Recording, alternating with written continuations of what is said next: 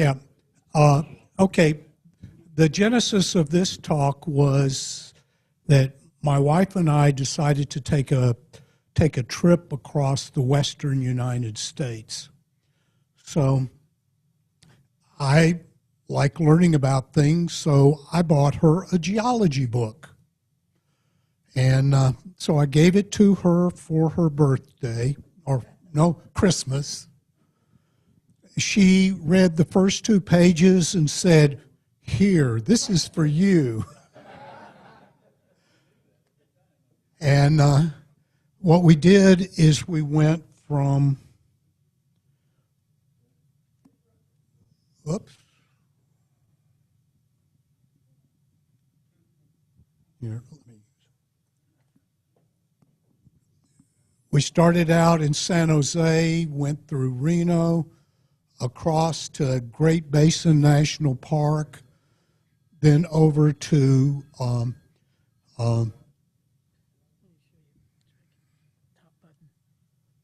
yeah, but okay.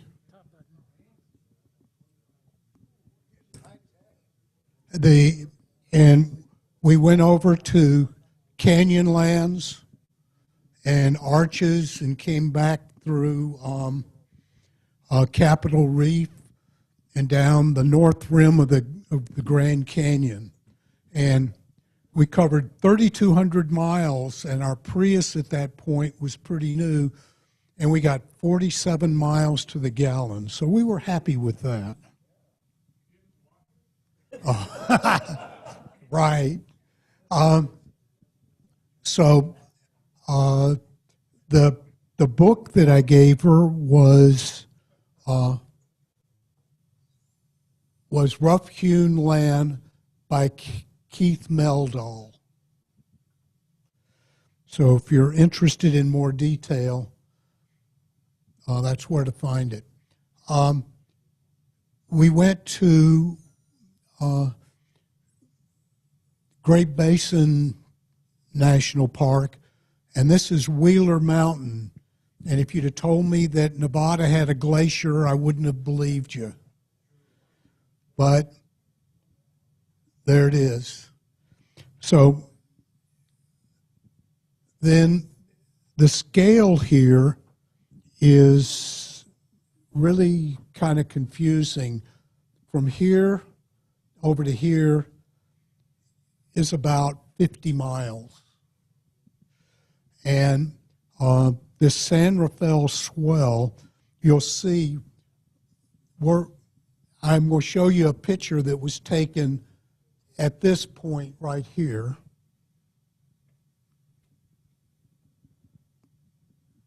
And for reference,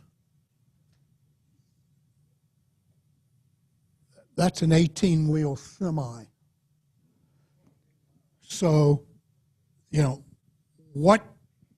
think of the amount of energy and forces that it took to lift those billions of tons of mountains up above sea level. And this is from Canyonlands. And then we got up early one day and hiked out to Arch Rock and got the alpenglow off the top edge of the rock here. So I was kind of proud of that. She wasn't too impressed. We had to get up at 5 in the morning to do it. And if you go to Islands in the Sky portion of the park, before you get to the park entrance is a Dead Horse Point State Park, and it is just gorgeous. And this is the overview that we saw from up there. So I always like to start out with the questions.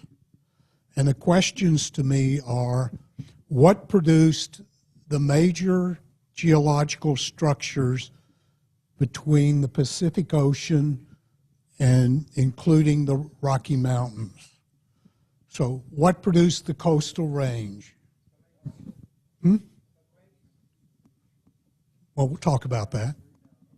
The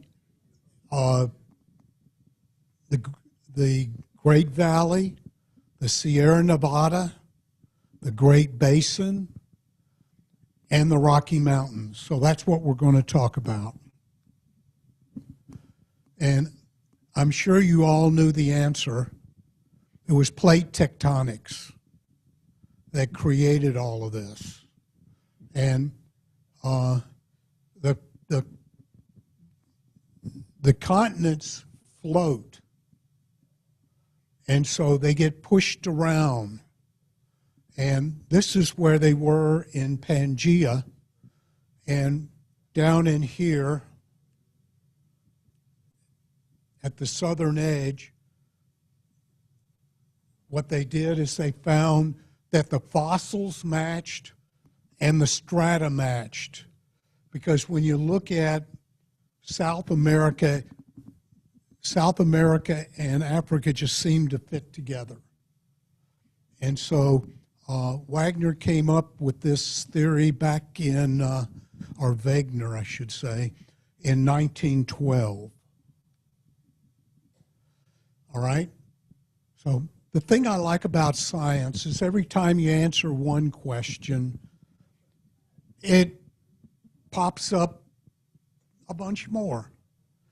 And so what's pushing the continents around? Well, the answer to that is the mid-oceanic ridges. Now, these were discovered during World War II with the sonar. They found that these trenches exist. And what happens is that you've got a magma pool, and the magma comes up and then flows out. And that rate of motion is about 2 inches a year, which is about the same as your fingernails. And from talking to my podiatrist, it's your fingernails grow faster than your toenails.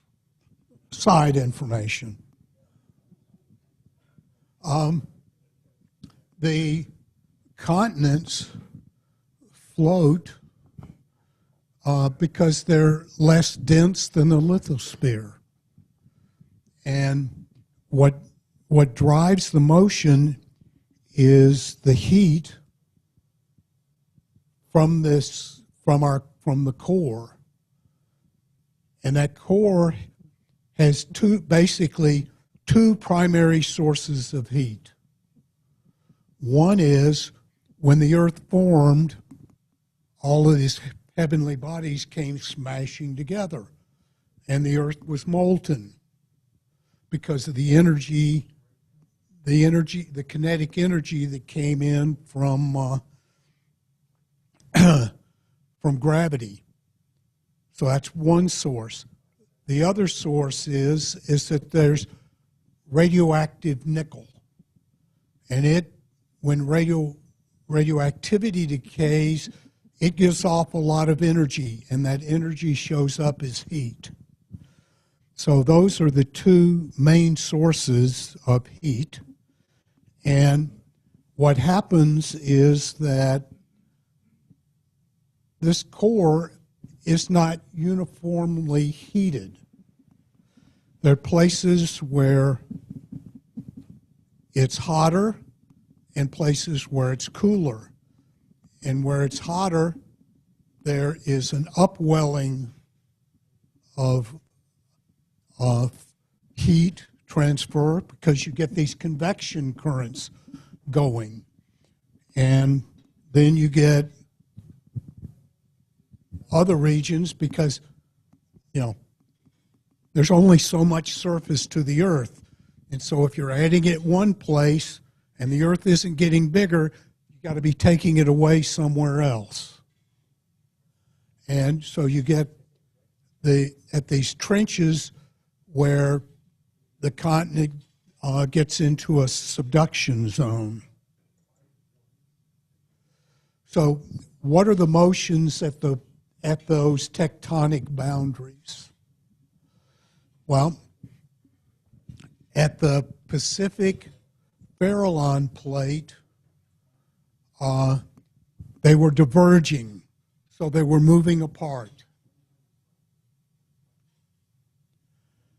And today what's going on is you have the Pacific and the North American plate, where the Pacific plate is sliding past the North American plate.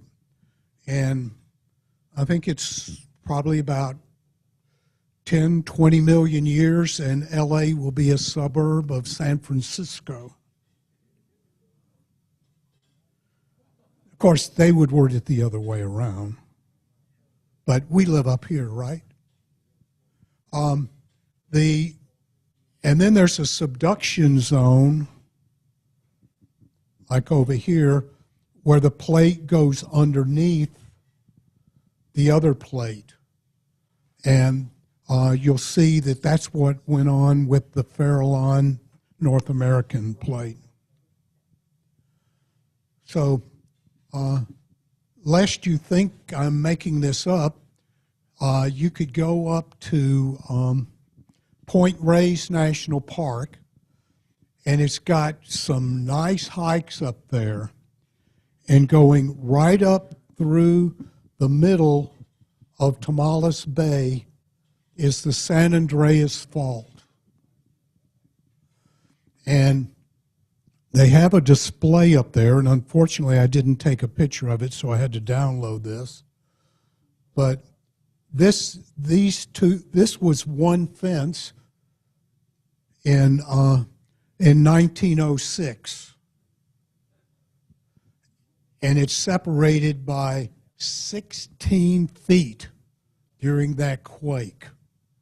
So that shows you how much sliding was going on. I'm sorry, 24 feet. All right, so why do continents float? Well, like I said earlier, it's because they're lighter. They float for the same reason a boat floats. It's lighter than the water. It displaces the water and floats on that. So you have sea level, and then you have this oceanic basalt that turns out to be a mixture of the magma coming up and the water, and we'll talk a little bit more about that in a minute. And then the upper mantle, which has a density about 3.3, where the continents have a density of about 2.7, so they float on that.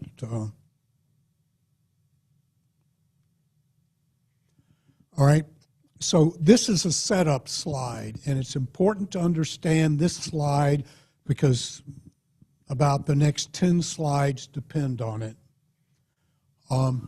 This is the western part of the United States here. And that yellow line represents a cut. So what we're now going to do is along that cut, we're going to look at different locations. So this is the western edge, and this is the eastern edge over here. All right? And then you've got 30 million years ago, 15, and 5 million years ago. So this shows you what's going on at different points in time. And so a couple of things to pay attention to is this is the Farallon tectonic plate, and look how it changes its location. And we'll talk more about that in the next slides. So the coastal range. How did the coastal range form? Well, the Farallon Plate was headed east. The North American Plate was headed west. And the Farallon Plate went underneath the North American Plate. And so the North American Plate scraped off part of it. And so that caused this accretion zone in here. Now, that same thing happened for the western side of the Sierra Nevada. So there are two processes to produce the Sierra Nevada.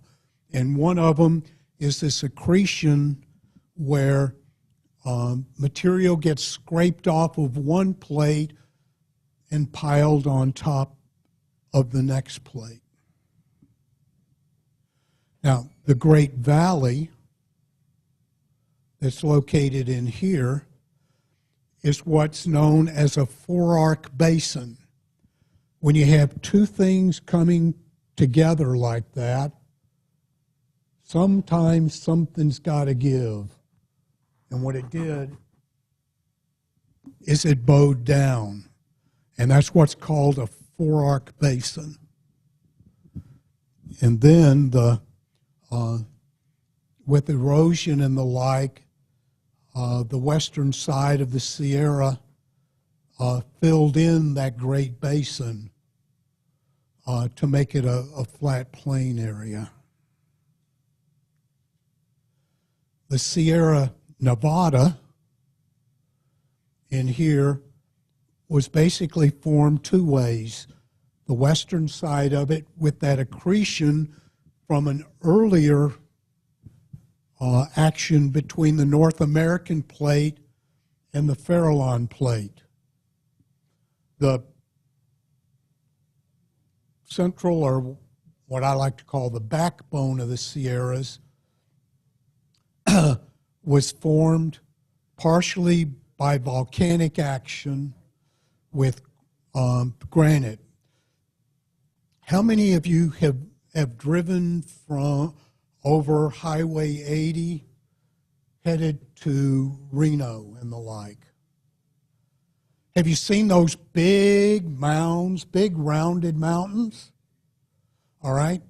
That's the top side of these plutons, these granite plutons that basically they float up. It's an inverse raindrop because it's floating up instead of falling down.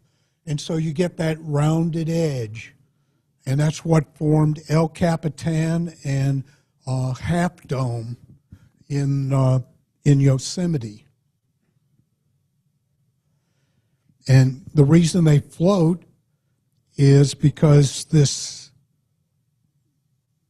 basalt on the top of this Farallon Plate that was deposited, and it's got water in it. And then it congeals together to form the plutons that float up to form the granite.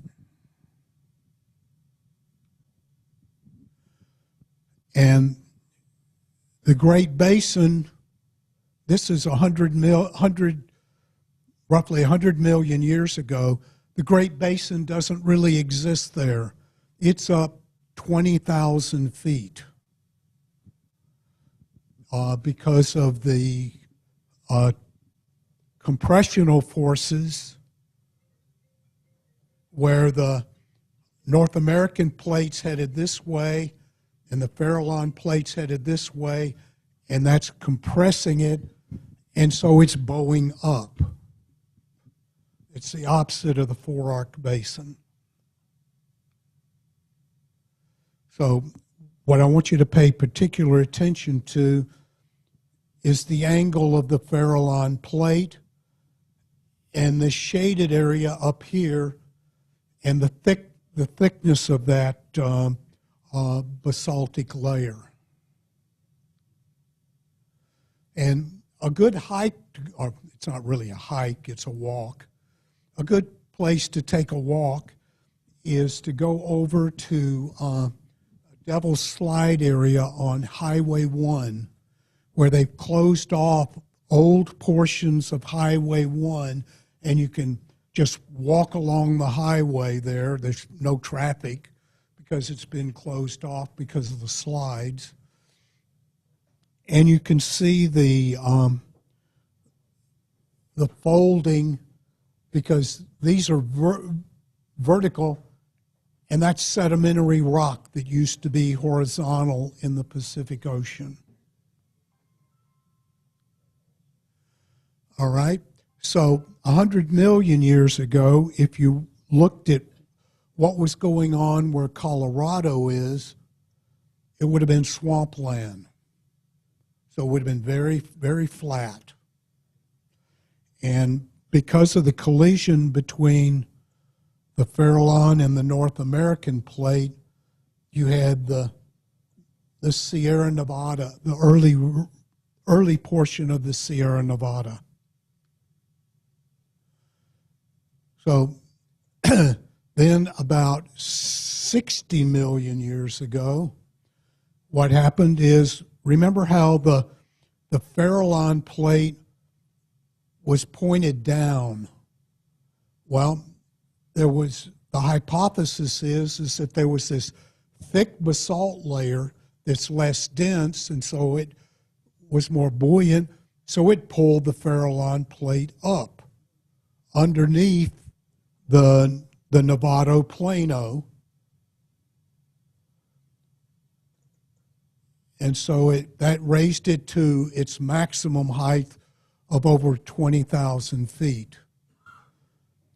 And you have the compression of the North American and the Farallon plate caused the bowing that caused the Rocky Mountain uplift the first time, because the Rocky Mountains formed twice.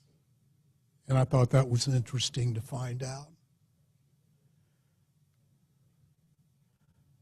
All right, well, that thick basalt layer goes away, it loses its buoyancy, so the Farallon plate now falls down, and that's where these plutons started going up. And an aside here that Meldal talked about was, you guys remember a guy called Fremont? Well, he saw the coast of California and saw the bay by San Francisco. And he saw the mountains. So there's got to be a path, a river going through those mountains to get to the bay, right?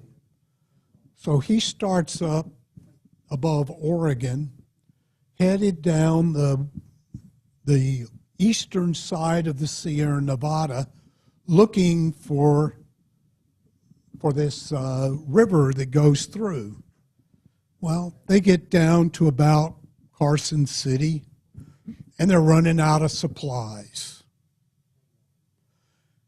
And so he has to send his guide over to get more supplies. Well, guess what the guide's name was? Kit Carson. And that's how Carson Pass came to be.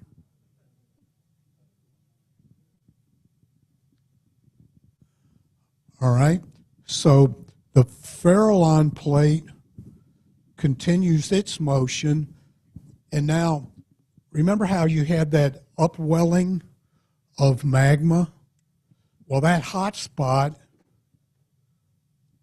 is now under the Great Basin, but you no longer have the Farallon plate pushing to the east.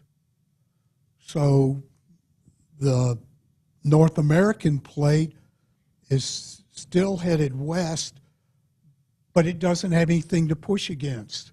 So this blister that formed collapses to create the Great Basin. Because have you noticed when you go to Reno that you're going up the Sierras, and it's okay, it's up and down and up and down, but then you get on the eastern side and boom, it basically falls out. And what that was from was this big blister collapsed and took the rock along with it. So now when you go up and you take your grandkids up, you can tell them about the plutons and the granite and the rounded edges and the blister and the like.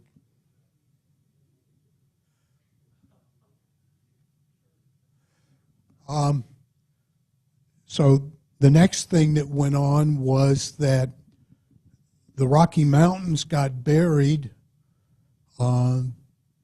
because of the lack of compression with the Farallon plate.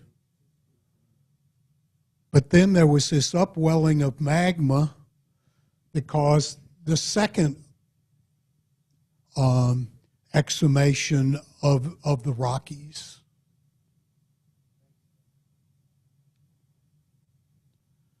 So the answer to the question was tectonic forces created the major geographical structures. The coastal range was scraped off the Farallon plate. The Great Valley bowed downward as a four-arc basin and was filled in with sediment. And I was surprised to learn that it's 8 miles deep in sediment. The Sierra Nevada was built in 2 parts. The western side by accretion and basically the spine by volcanic action. The Great Basin, and the name for the Great Basin is where rivers go to die, because no rivers flow out of the Great Basin.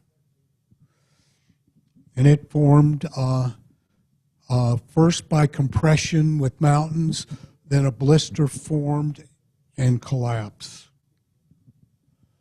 The Rocky Mountains formed twice, once by compression between the Farallon and North American plate,